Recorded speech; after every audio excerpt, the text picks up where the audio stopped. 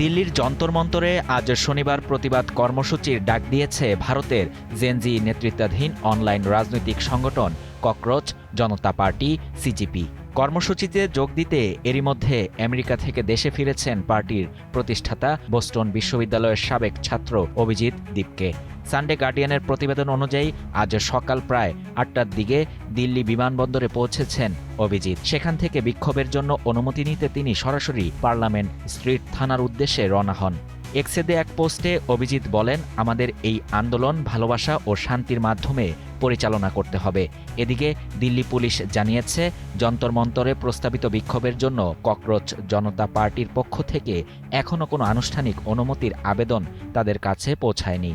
তবে পরিস্থিতি বিবেচনায় নয়াদিল্লিতে নিরাপত্তা জোরদার করা হয়েছে।